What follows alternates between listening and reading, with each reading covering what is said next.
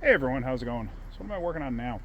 I'm actually not working on anything. I happen to be at the shop for pick up something, but a few people have noticed this car in the background of some of the videos, so they've asked questions about it. This is actually a 1972 Dodge Dart that has a 1973 front end on it. This was towed into us, and it was at another shop apparently for years, and they did suspension work and everything else on it, and then it sort of got set by the wayside. And while sitting at the wayside in the far back corner of the shop, it turned out a homeless person started living in it. They didn't know it. I guess the other shop has a big lot and they weren't paying attention, and the car was buried. But yeah, so that's what was going on with it. So the customer had it towed into us because he wants us to complete it at some point. I don't know when, but get it up and running. So let me show you the car. The car needs help. It definitely needs some help here, but it's got good bones to it. So let me show you what we got. So here is the car here, and as you can see,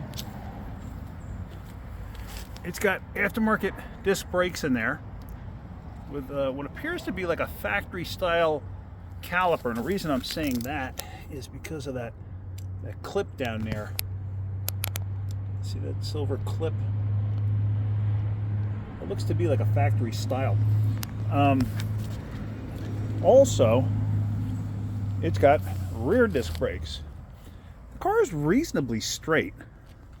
I don't recall on 73, 72, 73 the difference in the tail panel here. But the car overall is not in bad shape.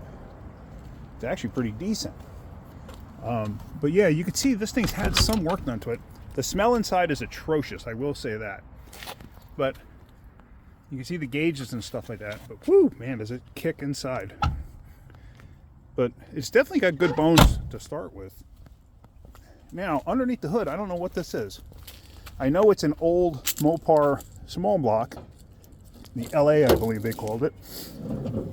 Is it a 273, a 318, a 340? The 360? I don't know. I haven't the slightest idea. I can tell you this, however. Down on the side of the block there is going to be the block identification. There's actually a tag, not a tag, it's cast into the side of the block what it is. Like, see this casting number here, the 16? On the side of the block, they do the same. Now, one thing of concern is the fact that there's no plugs in it. But I can look inside that hole there, and I can actually see what looks like a piston. So, but obviously it appears that some water has gotten in there, so I don't know. Looks like it's got mouse nest up in there. It's got rust to the back of the motor. So I don't know what's going to happen to this. But here you can see somebody has put a tubular K-frame in this. Probably, if I had to venture a guess, it's an original 6-cylinder car. It's got AC lines. These were notorious for rotting up in here. And that's all nice and clean.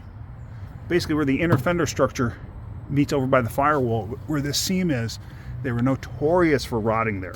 And this one's pretty clean. So, what are we going to do to this thing? I don't know.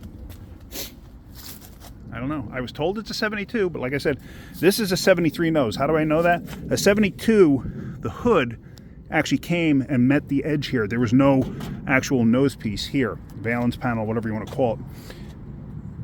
And in 72, they didn't have this beak. You know, kind of like, that reminded me of Pontiac. But 72 did not have that. Hang on a second, let me close this hood. As you see, I try to close it, and the hinges, see that? They just want to flex out, so I got to put both hands on the hood.